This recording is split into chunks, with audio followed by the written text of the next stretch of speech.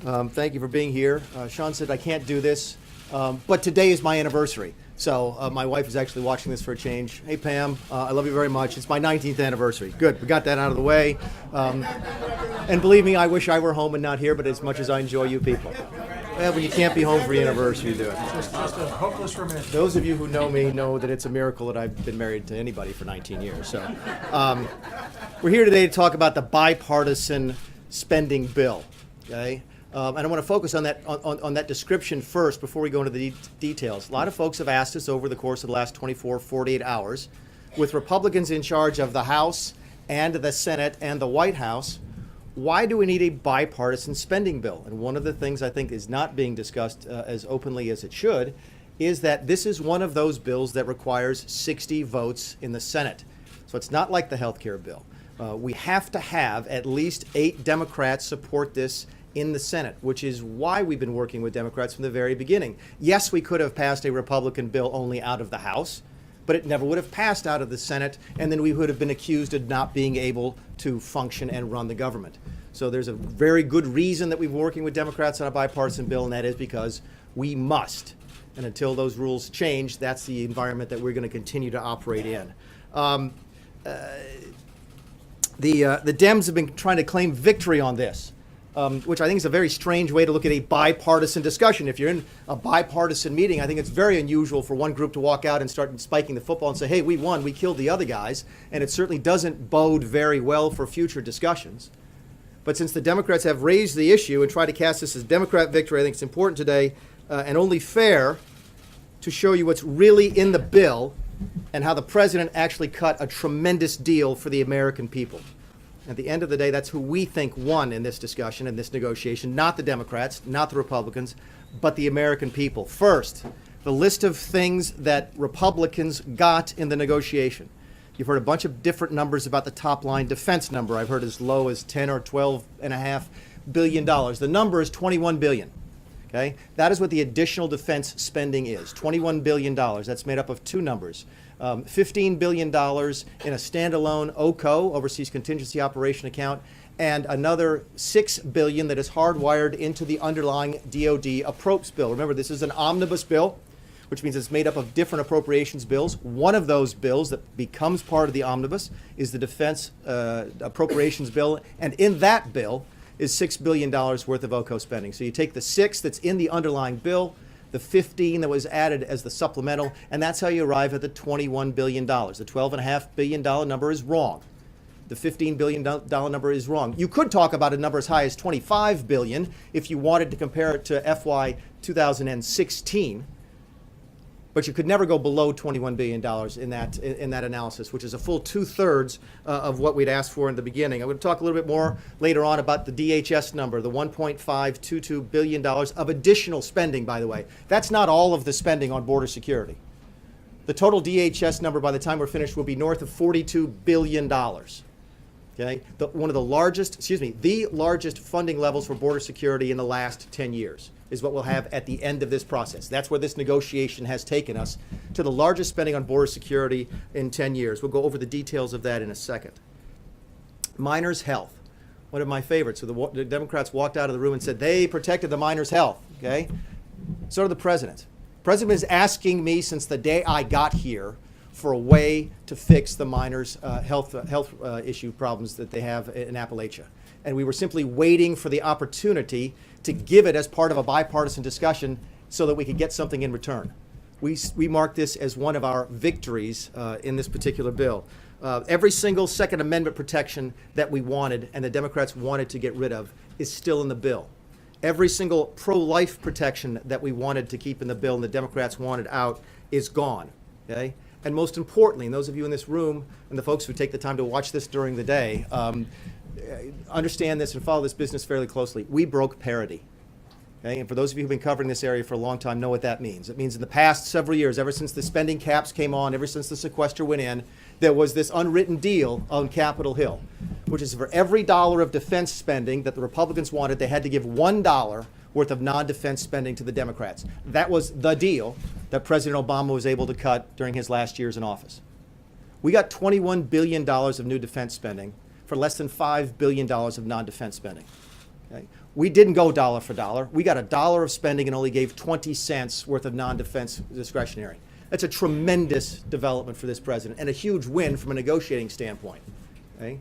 Think about that for a second. We've gone from a dollar to a dollar for just 20 cents. And plus, part of that $4.5 billion is stuff that we like.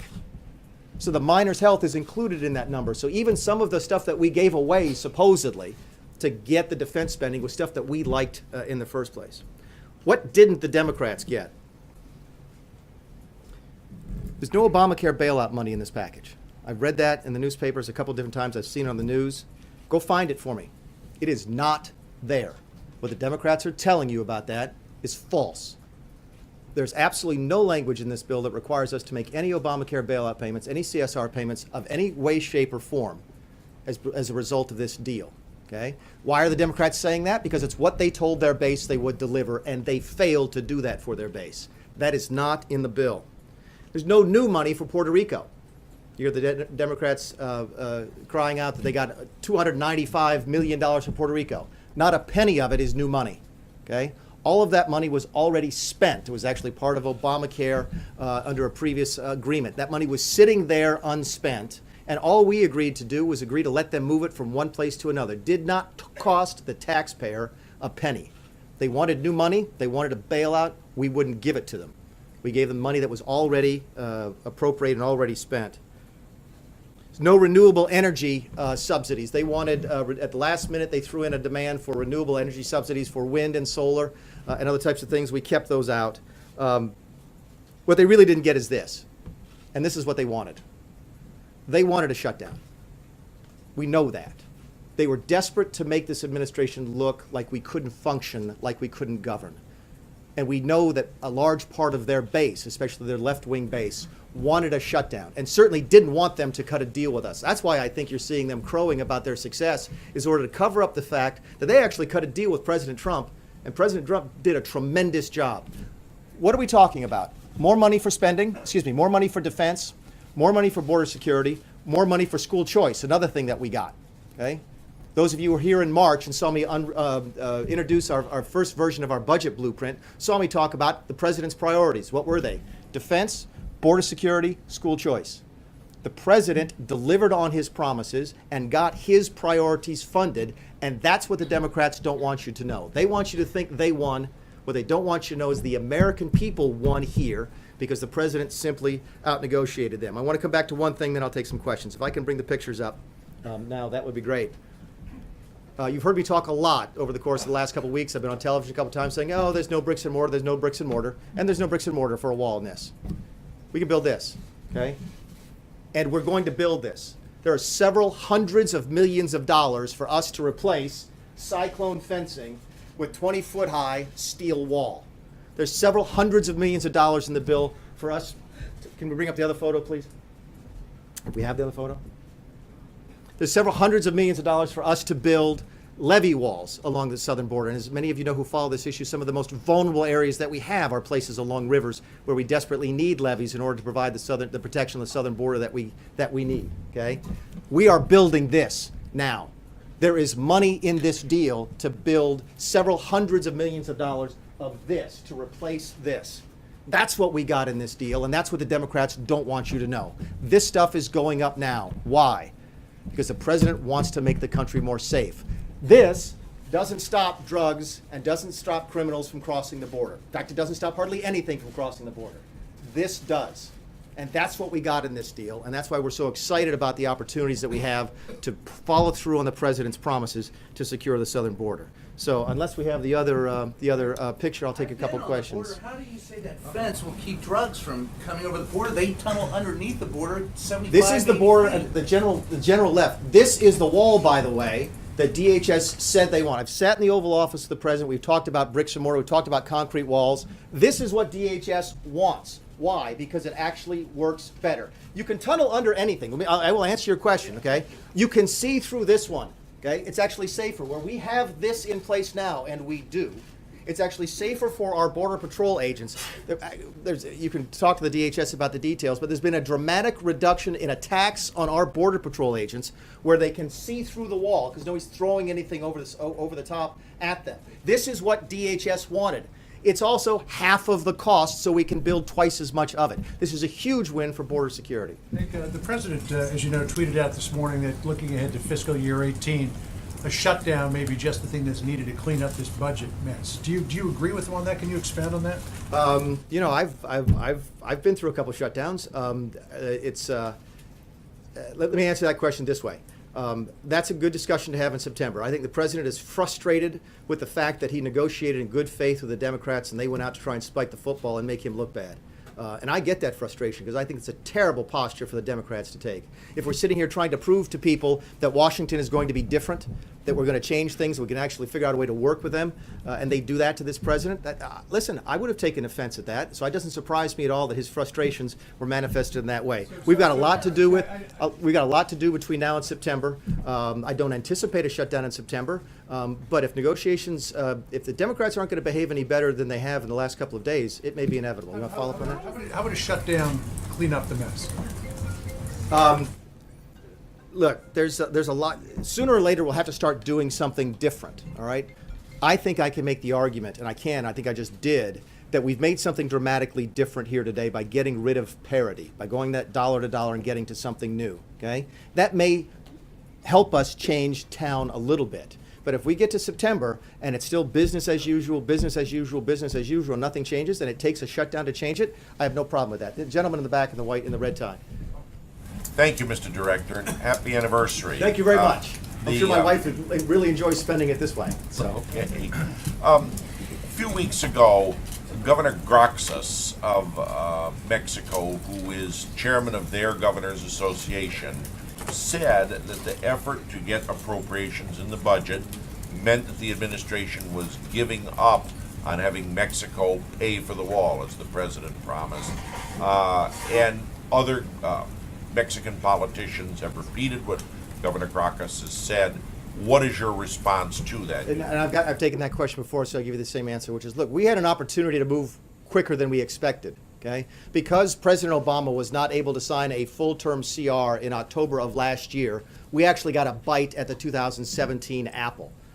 Think about that for a second. If President Obama had been able to pass a 12-month CR in October 2016, we wouldn't even be here because all of this would have been dealt with, and none of this would have been available, by the way. None of the additional spending for defense, the additional money for school choice, for the border, none of that would have been there because the President Obama never would have signed that. We got an unexpected second bite at the 2017 apple, and we were happy to get it in order to start things moving quicker. I've said before, my job is to spend the money. We're already working on ways to try and get Mexico to pay for it, but that's not my concern right now. I'm trying to get this thing built. Yes, sir.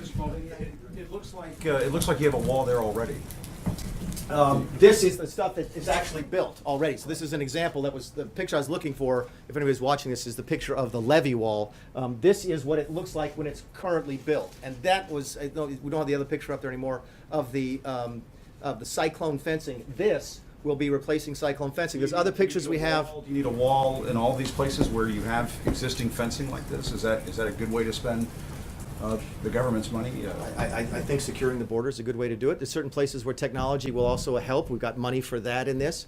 There's places where we can start land acquisition now, for example, for next year. We can do that in this bill. We can start ramping up to hire new border agents. We got additional beds, by the way, at detention centers so that we can effectively end catch and release. One of the difficulties we had on catch and release was that the beds were full of the detention centers. So we've added those beds. So when you look at it holistically, it's a tremendous improvement in border security. There'll be a wall across the entire U.S.-Mexico border. Now, as part of this bill, no.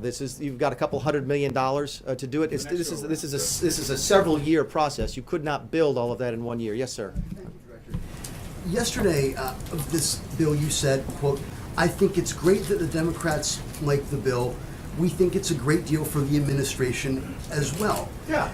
So what changed? Yesterday it was great that they were pleased with it, and today it's an outrage, it's spiking the football. I mean, what changed? Well, what I said yesterday is what you ordinarily say when you walk out of a negotiation, which is, we got some of what we want, they got some of what we want. We're either equally happy or equally unhappy, or we're a little bit more happy than they are because we got a bigger portion of government, and they're walking around trying to make it look like they pulled one over fast on the president. I just won't stand for it because it's not true. Yes, ma'am. I'd rather they be truthful. Go ahead. You were saying earlier that that the Obamacare subsidies are not part of this bill. So Correct. does that mean that this administration is going to stop paying those? We've not made any decision. I think I've said that to you folks before. We've not made any decision. The payments are due, I believe, the 20th or the 21st of every single month. We've not made any decisions at all on May. Yes, sir. The follow-up to the earlier question is, what do you say to the members of your own party who say that this particular negotiation didn't net what they wanted? Some of them, I mean, Mike Huckabee, I think, even tweeted something out earlier. They're not happy with it. So what's your Well, response? keep in mind to that until right now, I don't think anybody knew about this. Because what you heard us say is no bricks and mortar, no bricks and mortar. It was all about technology. about the deal itself? About Again, I'd be happy to have this discussion with everybody and convince anybody on the right that this was a great deal. I what talked about with. those on the right who are not happy with it. They've obviously seen it. My guess is they have not. My guess is they've been reading the Washington Post, they've been watching television, and heard the Democrat side of the story, and I'm here today to let the other side in the middle. Yes, ma'am. If the president wants the government to shut down, he could just veto the new spending bill. He doesn't have to wait until the fall. So why doesn't he just do that if he thinks a government shutdown is the best Yeah, thing I for think the we're giving it a country? chance to work. I think we're actually trying to, first of all, show that we can govern, and we can. We can do it effectively, and we have. And we can also fund our priorities, which this does. So I think, why would you shut it down when you've cut a fairly good deal for the American people and funded your priorities? I think what you heard this morning was his sense of frustration over how he's being mistreated by the Democrats on a bipartisan piece of legislation in the back standing up. Yes, sir. The president today in the tweet talked about a potential shutdown. You say Democrats wanted to do what they did so that they could force a shutdown. We've heard the term shutdown a lot here. Yeah. I think there's probably some folks at home who are saying, my gosh, we're barely 100 days into this. What does that mean for tax reform? What does that mean for an infrastructure bill? What does that mean for a government spending bill in September? And this is just year one. What does it say to the tone that we're already talking about? Well, I think the tone is that they have a president who can run the place. Which is not a narrative that you hear coming out of many different sources right now. You have a president who is able to work with Democrats and Republicans. Again, a little disappointed at the way the Democrats have acted after the deal was put together. But you've got a president who knows what he's doing when it comes to running the country. There were a lot of people who were absolutely convinced, including when he hired me to be the OMB director, that we were going to have a government shutdown. And I think the message that we're sending is that we are competent, we know what we're doing, and the country is safe in our hands, and we think this goes to prove that. Yes, sir. What just occurred, you said the negotiations that just Mr. Chair, I want to follow up on that, Don's question. I'm a little confused. You said that the Democrats wanted a shutdown. Yeah, I really believe And that. it's the president himself that tweeted, our country needs a good shutdown in September.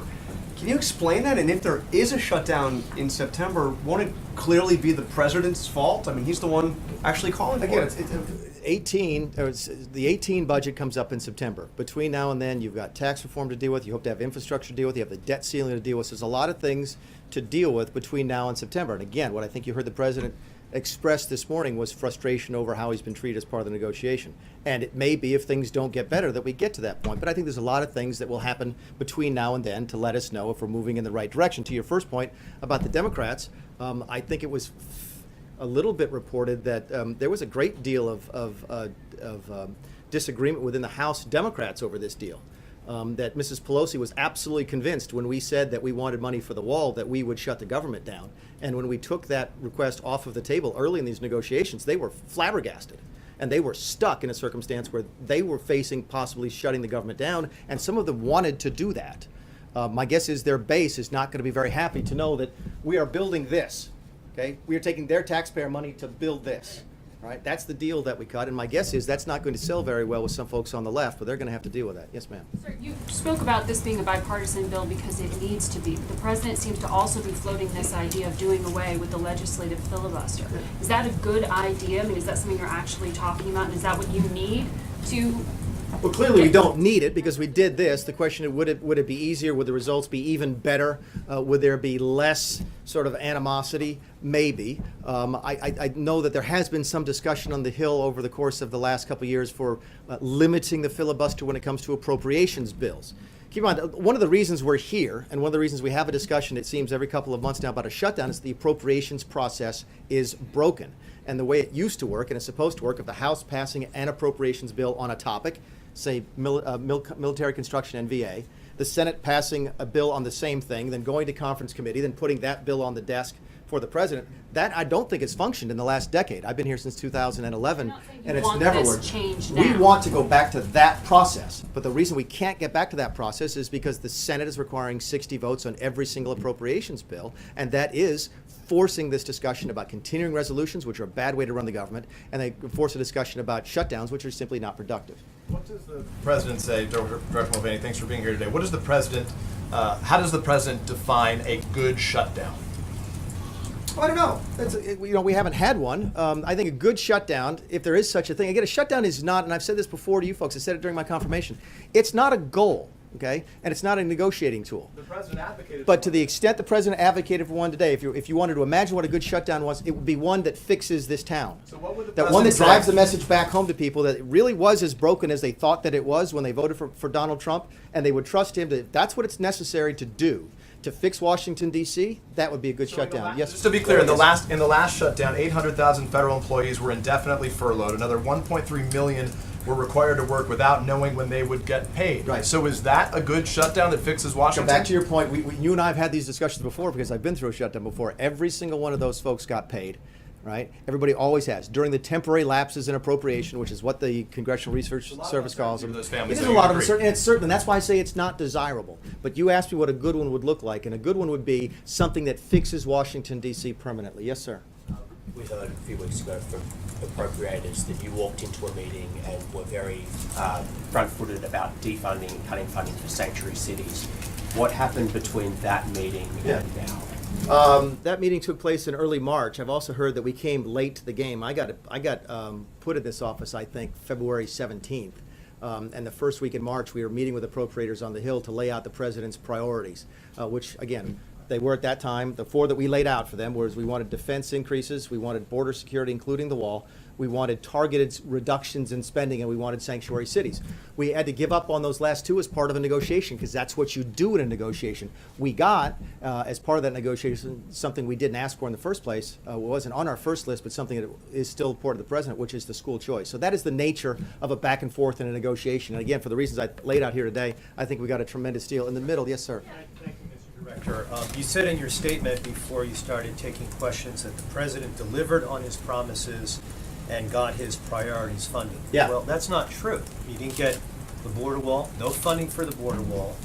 That's a replacement, no funding for a new wall along the U.S. southern border. Planned Parenthood. Let me ask you a question. Let me finish. I'll let you finish, but let me ask you a question. You're asking a series of questions. I'll stop right there. When you heard about the deal yesterday, when you heard, I'll be happy to let you go if you let me answer your question. I won't jump to another person. I promise. You've seen me do this a couple times before. You said, My well, question, then you no, can but- take it as a whole, right? Fine, go Okay, ahead. thank you very much. Are So they always like this? Sean? as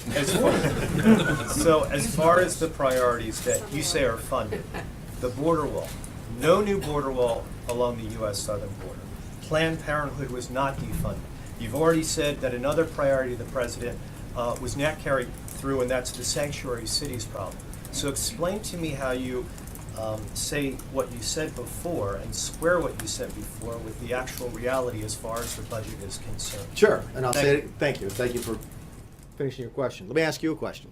Okay, when you heard in the last 48 hours about the deal, did you think we could build this? I bet you didn't. Nobody did. Okay, is it a replacement for existing wall? Yeah, that's fine. Is it new wall? No. This is what's out there right now. Okay, and this is what's going to be put in as a result of this bill. Okay, that is better border security. You can call it new wall, you can call it replacement, you can call it maintenance, call it whatever you want to. The president's priority was to secure the southern border, and that's what this does. No, he asked a couple questions. I'm going to the young woman in the pink then, and then the young woman in the orange, and then we'll take another couple. But let me finish your thing. Just Planned Parenthood, okay? Planned Parenthood. We had a good discussion about it. It's a fair question. We had a really good discussion about that. Okay? And what we decided, after talking to some of our most pro-life supporters on the Hill and the pro-life supporters outside, was that this president's already made his case fairly strongly for his pro-life position. You saw us sign the CRA. You saw Mike Pence, Vice President Pence, have to break the tie on that vote. Okay, on Planned Parenthood, on the states with the Medicaid funding. You've seen the executive orders. You've seen the stuff. Oh, this bill includes all of the traditional protections for the pro-life movement, including the Hyde Amendment. And what we simply decided was, look, if you want to take a vote on the Hill to stake out your position on Planned Parenthood, do it on the health care bill. And the outside groups agreed with us on that. The pro-life movement agreed with that. If you want to prove to the folks back home that you are pro-life, then vote for the Planned Parenthood bill. The last thing you asked about sanctuary cities, I already talked about that, and that was something we gave up in the negotiation. But at the end of the day, here's how I look you in the face, and the folks on the camera and the folks back home, and say the president got his priorities funded. More money for the military, more money for the southern border security, and more money for school choice. Those are the same exact priorities that I talked about in March when we laid out the budget. So that's how I could look you in the eye and tell you that I'm absolutely satisfied we funded our priorities. Now, Look like that border wall right there, the new border wall that you built. Will it look like that one right well, there? this is what's permitted in the bill. So that would So take I'm the- saying, will the new one that's built along the U.S. southern border look like that border wall right there? Well, I mean, we've got a border that's, in certain places, yes. I mean, the other photo we can't get up is the levees, so I'm not really sure what your question is. We will build the You have most to appropriate. replace that wall with a new wall with new funding. In other words, it's just a short-term fix, and then we're going to. That is a the U.S. 20-foot government. high steel wall. That is not a temporary short-term fix. So I'll He's finish you. asking No, if I'll go you're to. I've been building- promising a young lady in the pink in the back a question for a second. And minute. I'll follow up Okay. on that. Where is that being built, and how many miles are you going to get out of it? Oh, I don't know where it's being built. And again, we haven't done the per mile. I think the total spending is $347 million on that, but we haven't done the math yet on what that does. Cover, what are we talking about? Well, again, it depends on, it's more expensive to build a wall in certain places. So this is going to be replacement, so we have to go out and figure out where we are. And it's cheaper than building new wall because we already have land acquisition here. We have the rights to build it, et cetera. There's probably roads out there to service it. When you're building new wall, to the gentleman's point, you're starting from scratch, so you have to build the infrastructure necessary just to get the construction teams out there to build. So we haven't done the math yet on how many miles we can build and where it will be. What we do know is that we have several hundreds of millions of dollars to do this. Do you have a follow-up on that or not? Well, yes. I mean, when can we see construction? When do you think you're going to go out there and put up a wall? This construction that you see here, well, I don't know if it's this exact construction because I don't know where this photograph is. This wall is being installed on the southern border today. Yes, ma'am. Yes, Director Mulvaney. Two topics, several questions. Now, when it comes to the wall and this budget for the wall, it's very expensive. That's one piece of the immigration issue. What about the larger piece of the immigration issue? Where's the funding when it comes to fixing the issue where you have people who are overstaying their visas? That's more of the immigration issue that in the past and even now that's happening versus just dealing with the southern border. You have immigrants from all countries coming here versus just the southern border. How are you going to, what monies are going into that piece? It's a fair question. Let me answer this two ways. It's probably not going to be very satisfactory, but this is how I'd answer your question. First of all, this is a pure funding bill. Yes, there are certain policies that are wrapped up into it, but I think both parties would probably push back if you tried to tie something as large as immigration reform to a funding bill. They don't like to do that. They will tell you that they're not supposed to authorize on an appropriations bill. This is a one-year funding bill. It is not supposed to be a carrier for a long-term policy change. Now, they obviously from time to time they make exceptions to that, but they really don't like to do that on the Hill. I didn't like to do it when I was a member of Congress. So that's a technical answer to your question. But to your larger discussion about why do this and ignore the other topics is that I really don't think, and this is not just rhetoric, I really believe this, and I've been through this as a member of Congress. It's very difficult to have a conversation about immigration until the southern border is secured. Because all of us who follow it very closely, many of you in this room, know the example of Ronald Reagan from the 1980s when he did the amnesty in exchange for the southern wall, gave the amnesty first, and never got the wall. And there's a lot of folks, myself included, who say, "Fool me once, shame on you." And until we secure the southern border, we don't think it's productive to have a larger conversation about immigration. No, I'm not finished. I know. I'm sorry. They were the ones trying to interrupt you. But they're not. The conversation has been basically focused just on the southern wall, and the other piece is just not there in the conversation from the White House. No one is dealing with the bigger issue. That's the major piece versus this expensive wall. And that's why I'm wondering, why is there not talk about that and the money to accompany the bigger piece on the immigration issue? I'll answer it the same way but a different way. I think that the administration needs to have credibility on this before we start talking about immigration with anybody. No one will take us seriously on immigration reform until we've satisfied them that we have secured the southern border. There are folks in my own party who say, look, I want to talk about immigration reform, but you have to go out and secure the southern border first. And I think that's what we're doing. I'll take one or two more. Sir, I wanted to go ACA, sir. I wanted to go in. I said several topics when I asked. ACA, sir. I'm sorry. I have to get it when I can get it. On ACA, Is it, sir, on ACA, I'm sorry. is it more about the numbers or about the issue when it comes to these possible waivers for states, when it comes to the issues of substance abuse, taking the substance abuse component out of the ACA? That, I'm asking that question as many of these candidates, to include this current president who ran on the issue of fixing the opioid addiction, the heroin addiction. Now you have this piece that possibly that states can take the substance abuse prevention or programs out of ACA. What are the numbers on that? Because how do you justify that when these candidates, these Republican candidates and Democrats, ran on this? Yeah, I don't know what numbers you're speaking of, but I will speak to the philosophy, which is that we really do believe that the states will do it better than we will. I mean, you've seen this commitment that the administration has already had to opioid abuse. I think there may be money for it in this funding bill that we approve of. Okay, so we're committed to that, but I also think we recognize the reality that the states are probably more nimble and more well attuned to their own local populations to deal with it. I was in the state legislature in South Carolina. I would have loved, on very many different levels, from opioid abuse to Medicaid, to simply have the federal government write us a check and say, here, South Carolina, go help these folks that we want you to help, because we would have done a better job at it. So, while I don't have numbers for you, that's the philosophy behind all of these waivers, is that the federal one-size-fits-all might not be the best solution, and let's let the states solve the problem. You had a question, yes, sir? Yeah, thanks very much. Back on the issue of shutdowns, you mentioned earlier that President Trump was upset by how the Democrats portrayed the deal. Yeah. Is it right to shut down the government because of how something was portrayed instead of what was actually Which is why in we're the not deal? shutting it. If that was the case, we'd be vetoing this bill now. Isn't that what he's foreshadowing? No, I think what he's foreshadowing is, look, this place has to change.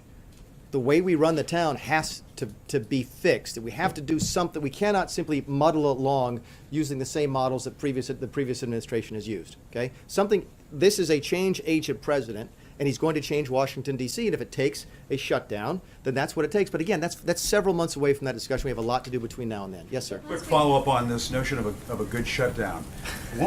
Wouldn't most Americans agree that shutdowns are bad? You shouldn't shut down the government? And further to that point, it seems as if you may have answered your own question this week on the question of government shutdown. You have a compromise. Republicans and Democrats are getting together and passing something. Both sides are not getting everything that they want. Isn't that what the American people want? They want their government to work and pass budgets that can be a compromise and both sides can agree on?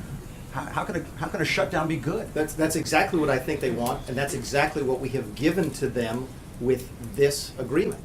My point to you in response to a couple different questions was that the president wants to see Washington better, get fixed, change the way it does business. This week that you had a compromise? It is. It absolutely is, which is why it's so frustrating. Which is why it's so frustrating to have the Democrats go out and say they won and we lost. That's not a bipartisan way to approach things. I can't imagine Ronald Reagan and Tip O'Neill having that discussion, at the end of a negotiation. Both sides always do. You actually, last question. Yes, ma'am.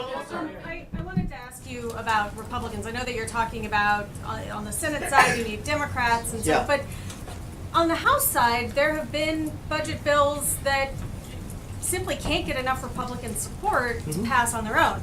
Do you think that it is possible to do a Republican budget bill with Republican votes alone? I do, because I voted for him myself. There's actually been a lot more like an actual appropriations many more bill? Appropriations bills that have passed with just Republican support than people realize. The reason you don't hear about them is that they die, because the Senate is incapable of passing a bill or passing a bill that has any chance of passing in the House, because they have to use the 60-vote threshold, which is where I started the conversation. So no, I think you're selling the Republicans short.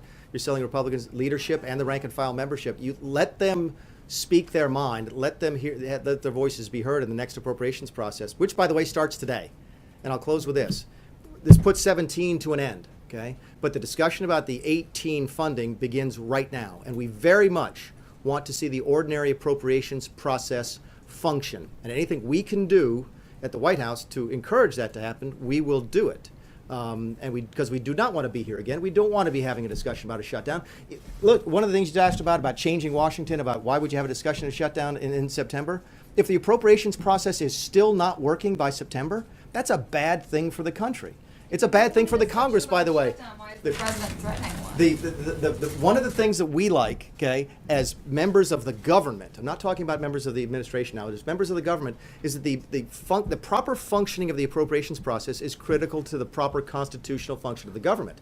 The House and the Senate are supposed to use the power of the purse, and when they don't do appropriations bills, their constituents' voices, who are also our constituents' voices, are not heard. So we hope very much that comes back as part of the process. We're very pleased with the deal today. If you have any follow-up questions, you can always call Mr. Zartaki. Thank you very much again, and thank you for letting me have a shout-out to my wife. Will you guys just email where that wall is from exactly so we can identify location? Appreciate it. Sean, Thanks so much. Hey, Sean.